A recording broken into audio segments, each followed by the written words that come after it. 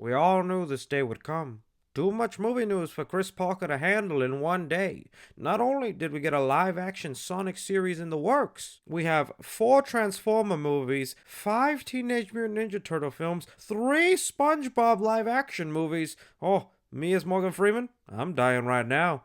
I'm gonna have to end this. Hello movie fans, thanks so much for clicking on this video. My name is Chris. You know, every now and then we get big announcements from like Disney, who hold an event, usually D23. Or even Warner Brothers will pick a day out of the year and have DC fandom, and then randomly Paramount will just have an Investors Day meeting where they release a boatload of information about their upcoming movies. Paramount is not playing around right now, and basically the pops you see here, they's all getting either a movie or a TV show really soon. So that's exactly what I'm gonna be doing here for you guys, is giving you a breakdown of everything Paramount went ahead and announced just the other day. I'm talking about stuff like multiple live action SpongeBob movies, multiple Transformer movies, multiple Teenage Mutant Ninja Turtle films. Like, so much stuff was announced. I'm like, where are they getting all this money? I'll leave timestamps in the description if there's a specific movie or franchise you'd rather hear about, so you can skip around. But if you do, hit that like button and subscribe if you haven't already. We talk movies and have fun here. Now, I won't be going through every little TV show and movie that was announced by Paramount. I'm just sticking to the big players that I care about. So sorry if there was something you saw announced that maybe I didn't mention, like Halo series. I just never played Halo, but that's coming. They renewed it for season 2 already before we see season 1. Starting off with the movie side of things, let's start off with A Quiet Place, because they announced 2 Quiet Place movies. Paramount went ahead and said the next installment of A Quiet Place is coming next year and will be directed by Michael Saransky. And A Quiet Place Part 3 is coming in 2025. Already, right there, we're gonna get A Quiet Place spin-off next year, probably dealing with some new family, either at the beginning of the alien invasion or just in the middle of it, seeing how they survive differently. I'm kind of excited for that and interested to know more about this Quiet Place universe,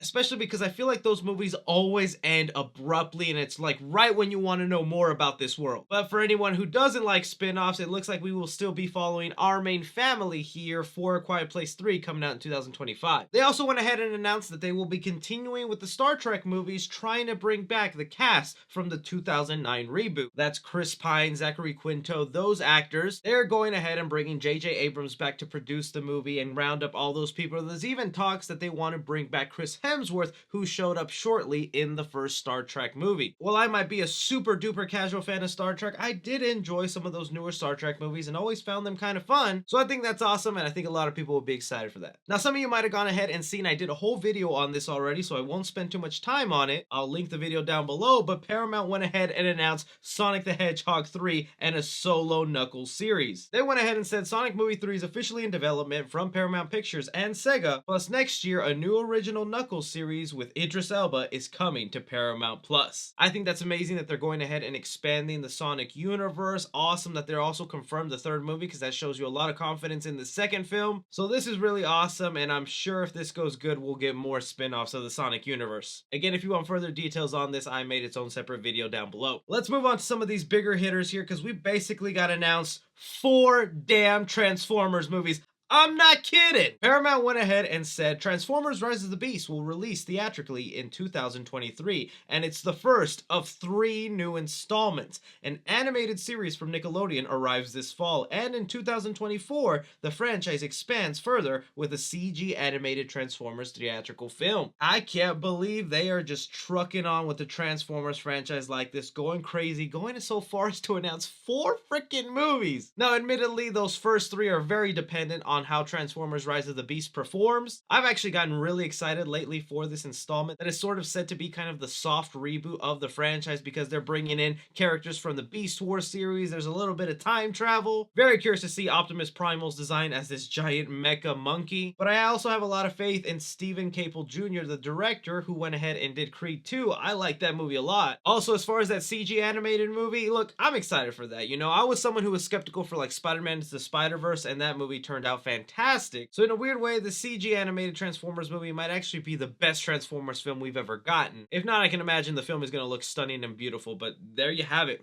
4 freaking Transformer movies coming up. Before we continue on talking about Teenage Mutant Ninja Turtles or SpongeBob, let's talk about some of these other ones that I'm like, okay. Paramount basically went ahead and announced their own version of Spider-Man No Way Home, but it's with damn Blue's Clues. They said here, a new Blue's Clues movie, Blue's Big City Adventure, is coming this year, and a full-length Baby Shark movie in 2023. This Blue's Clues movie is going to bring together the past 3 hosts of the Blue's Clues show, where they will be working together with the latest host to try and audition for a Broadway musical. This right here, what you're looking at, is essentially the Blue's Clues version of Spider-Man No Way Home, and you know there's some little kid out there losing his damn mind. Also, they went ahead and announced some new live-action stuff for Dora the Explorer, saying here, we're announcing the return of Dora the Explorer with an animated series for preschoolers and a live-action series in the same spirit as the recent Dora movie for older audiences. So if you were someone who really enjoyed that live-action Dora the Explorer movie, they're going to be making more live-action content like that for more mature audiences. No word yet if it's that exact same actress coming back or it'll be someone new. On the other side of things that kind of caught me off guard here is we got the announcement that Teen Wolf is getting a movie. Some of you might have remembered this MTV series. I actually remember watching the first season, then for some reason I stopped. So you guys who kept up with it should let me know if I need to go back and finish that out so I can get ready for the movie, because they are bringing back original cast members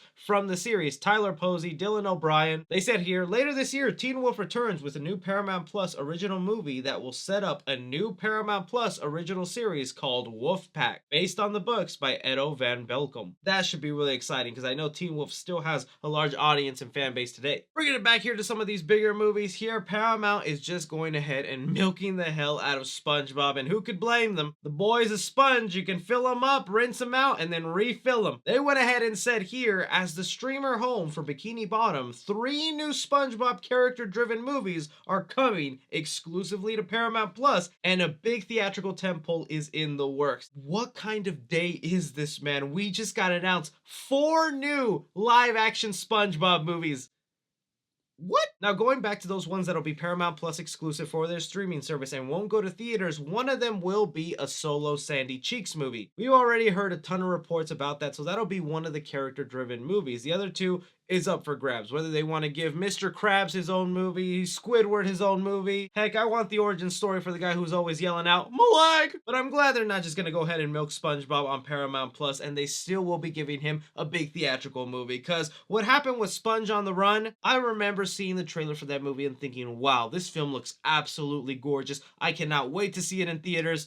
And the pandemic hit, and all the hype for that movie basically went away because people just had to pirate it or watch it on streaming. So I'm hoping with them saying here a big theatrical tentpole is in the works for SpongeBob, they can maybe use some of that great animation again, but actually give us a very lively, fun story. Next one up here, I gotta admit, I got really excited about, and I can't wait for more of this, but I was also like, huh? Paramount updated us with what they're doing with the Turtle franchise, and it is sounding kind of bonkers. They said here, 2023 will usher in a new era of Turtle Mania with theatrical release of a new Teenage Mutant Ninja Turtle movie from Seth Rogen, followed by a series of villain-driven TMNT films exclusively for Paramount Plus.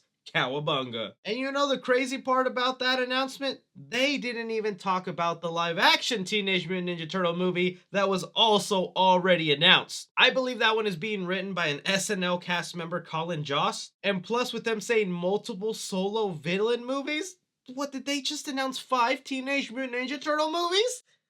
My heart can't take this. But going backwards a little bit and breaking this down piece by piece, this new animated Teenage Mutant Ninja Turtle movie that Seth Rogen is producing, I'm hella excited for it. Seth Rogen lately has just been banging it out with the comic book adaptations with work on Invincible and the Boys series on Amazon, so he's gonna treat the Turtles with a lot of love, and they have even shown us our first look to some concept art of what they imagine the Turtles to look like for the animated series. And just let me tell you guys, it's been kind of controversial. There's been some people really upset and not happy with this look at all, and I'm like, they think they look great. As we're looking at this, I also want to remind you guys that this is being directed by Jeff Rowe, the director who brought us Mitchell's vs. the Machines, which was my favorite animated movie of last year. That film was so amazing, and it got me even more hyped for this movie. But getting on to the turtle design here, they are going back to teenagers. Yeah, they're coming off a little scrawny and skinny, but I mean, that's what they're supposed to be. These are kids that are like 14, 15 years old. There's also been people upset that they don't like when when they give the turtles too much of their own little personality, like they gave Donatello here glasses, which has kind of become a new staple with him, that he now wears glasses. Also that they gave Raphael a do-rag. But I think it just makes sense. They're teenagers. They want to differentiate themselves, have a little bit of a different feeling. At least that's like the only big differentiating thing. Even though I think there were some fun things in the Michael Bay version of the TMNT movies, I